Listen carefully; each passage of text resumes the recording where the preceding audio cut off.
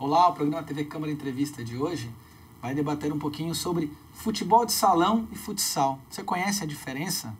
Para falar sobre esse tema, Marcos Diniz, da Confederação de Futebol de Salão do Brasil, e também o jornalista Ícaro Leal. Marcos, bem-vindo ao nosso programa. Você já esteve no nosso programa uma vez para falar de esporte também. E para muita gente é a mesma coisa, futebol de salão, futsal. E vocês hoje têm aqui uma confederação que está falando da recuperação, na verdade, de um esporte que foi muito popular no Brasil e que hoje, por algumas questões aí, não é mais. E queria que você falasse, primeiramente, qual que é essa diferença entre futebol de salão e futsal. Primeiro, eu agradeço o convite, mais uma vez, nessa casa, que eu estimo bastante. Tem diferença, e eu também descobri isso ao longo do tempo. Eu acho que a grande sacada é você poder divulgar e massificar que existem diferenças. São duas modalidades distintas. O futebol de salão foi criado na década de 30. Ele é oriundo de uma modalidade criada na ACM de Uruguai pelo professor Roncalli Seriani. Veio para o Brasil na década de 40, teve suas ligas, suas federações sendo criadas até 1980. Em 1980, houve uma internacionalização dessa modalidade e aí a FIFA despertou um interesse em combater esse crescimento dessa modalidade de futebol de salão, e criou o futebol de 5. Aí foi onde começou a ter esse imbróglio aí, e o Brasil hoje pensa somente no futsal da FIFA.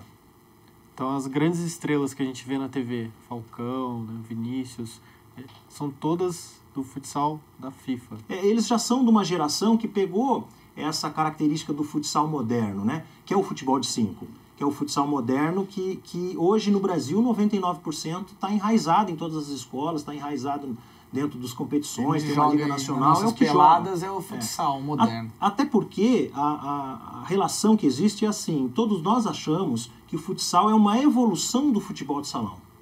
Sempre a gente pensa nessa forma. E eu tenho sempre uma resposta para isso. Se algo evolui, o evoluído deixa de existir. Porque ele evoluiu para algo diferenciado. Só que o futebol de salão, ele ficou pequeno sim, só que ele não acabou. Então significa que ele não evoluiu, ele continuou tendo as regras próprias desde a década de 30, claro, com a evolução dentro dela, em relação às regras. A mudança das regras existiram. Melhorou bastante daquele que a gente jogava na década de 30, mas continua sendo com bola pesada, aquela bola mais difícil de jogar, a bola mais no chão, mais cadenciado o jogo. É isso que eu ia te perguntar, quais as diferenças ali nas 4 linhas ali da quadra, tecnicamente, entre um e outro? São modalidades distintas. A grande diferença que eu vejo no primeiro momento é o lateral cobrado com a mão, que dá uma dinâmica muito maior dentro da modalidade.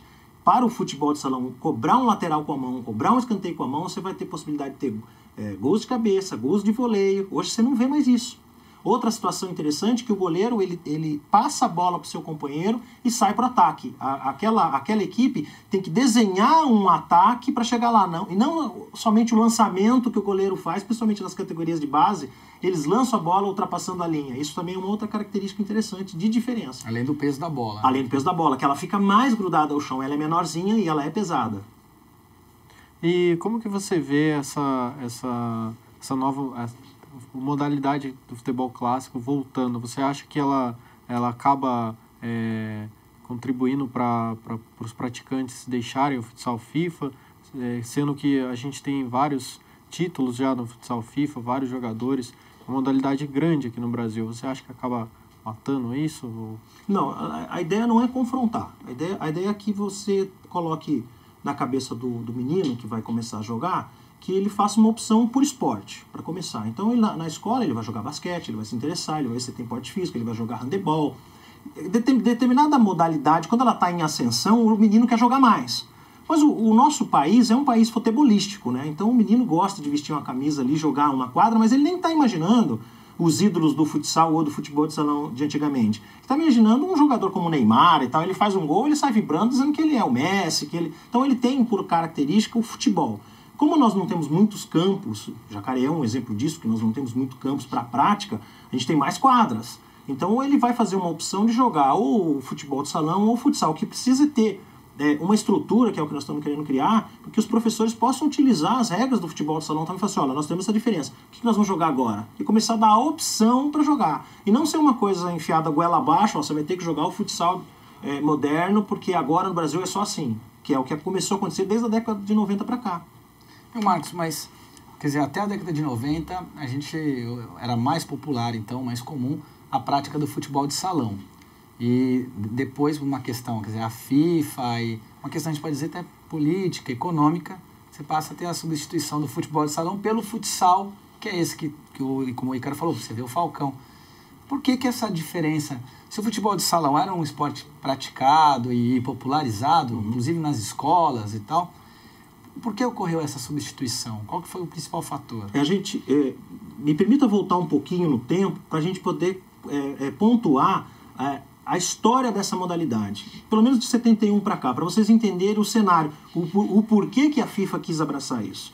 Então, quando em 71 foi fundada a FIFUSA, Federação Internacional de Futebol de Salão, no Brasil, na cidade de São Paulo, ela agregou em torno de 12 países para jogar os campeonatos. Ela demorou 10 anos, 11 anos, para ter o primeiro campeonato mundial de futebol de salão, que foi em 1982. Um Ibirapuera lotado, 15 mil pessoas, gol antológico do Jackson, um jogador famosíssimo, e o Brasil ganhou de 1-0 do Paraguai. Este foi o cenário. Ali, a FIFA imaginou o seguinte: essa modalidade está começando a crescer, está tentando sonhar com um movimento olímpico dessa modalidade, a gente precisa combater esse crescimento. Como é que a gente faz isso?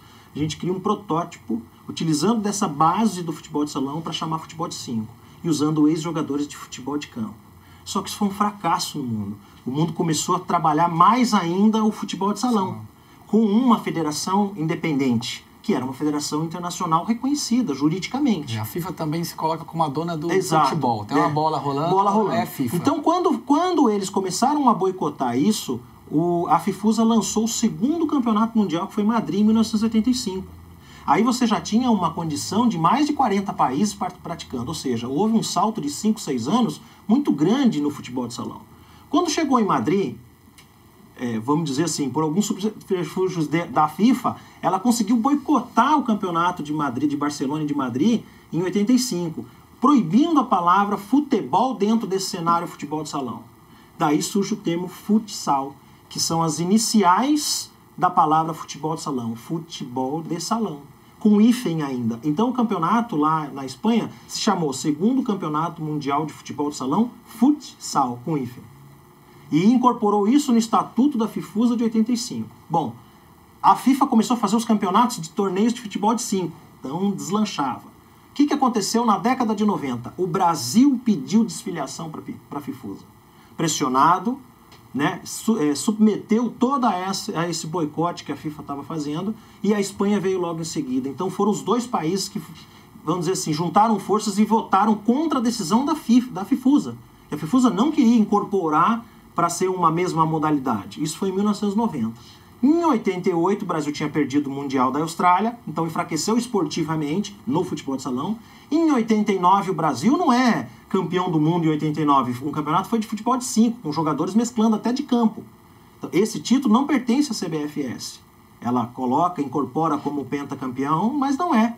Aí em 92 já teve o primeiro campeonato, o segundo campeonato da FIFA. A FIFA tem um poder econômico e de mídia muito grande, então ela começou a espalhar no mundo.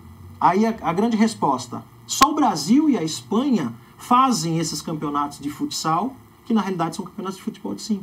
O resto do mundo continuou, menos ou mais, trabalhando o futebol de salão.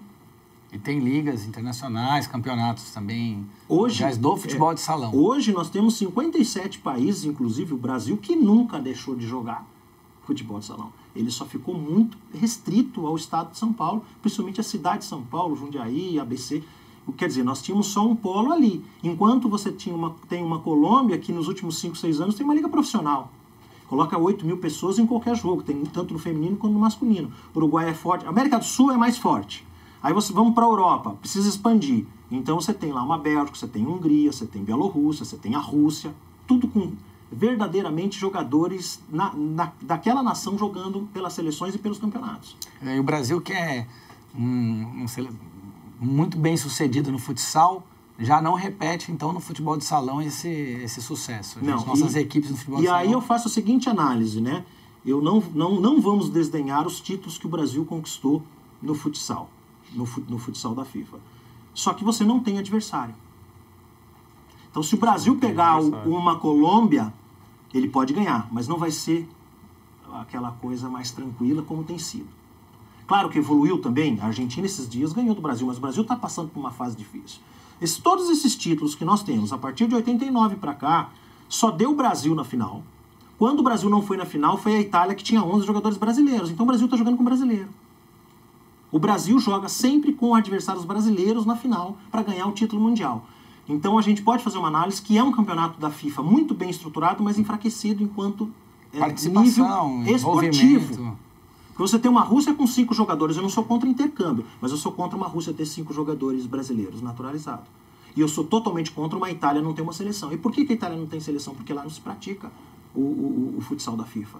É uma imposição, como no México, é uma imposição da FIFA para que as suas entidades do futebol tenham departamentos de futsal. E você acredita que esse fator também da nacionalidade, da exportação dos jogadores brasileiros para fora, você acha também que é um ponto positivo a se explorar no futebol de salão clássico, de trazer os jogadores desses países para o futebol de salão clássico e tirar um pouco o foco do futsal FIFA?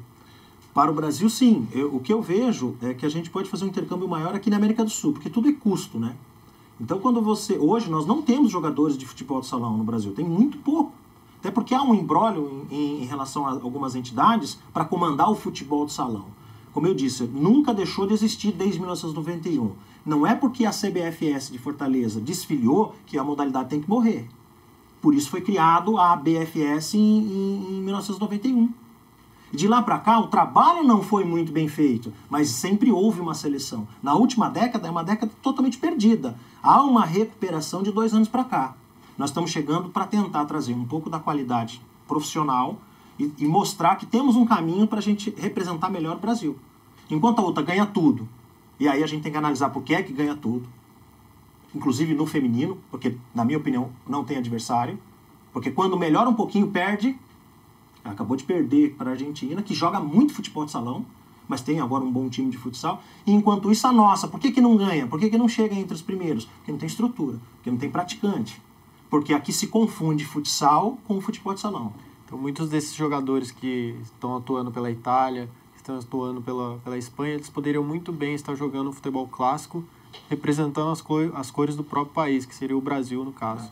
O que eu acho, exatamente, se você tem uma Itália B, com 11 jogadores, eles poderiam representar o Brasil. Eles poderiam jogar as 2 modalidades. Por qual o motivo deles não jogar 2 modalidades? A não ser que seja um motivo financeiro, olha, não consigo jogar as 2 modalidades. Eu penso da seguinte forma, você pega um clube, o clube não é só futebol de campo. Você pega um clube como o Corinthians, ele tem um time de rugby, então ele é afiliado ao time de rugby, ele tem um time de futebol americano, ele é afiliado à Confederação de Futebol Americano. Se ele tiver remo, se ele tiver natação, ele vai ter as modalidades. Ele pode ter um time de futebol, de salão, ele pode ter um time de futsal. Qual é o problema dele ter? Estrutura, investidores, patrocínio. Já é difícil você ter um time amador e dar a manutenção desse time, quanto mais você ter mais uma modalidade. Mas essa é a nossa incumbência. Tentar trazer aqui no Vale do Paraíba e falar assim, Guará, vamos montar um time também para disputar o circuito paulista de futebol de salão? Vai te dar outros ensinamentos, outros tipos de treinamento. A ascensão do seu jogador para a seleção brasileira é um caminho mais curto.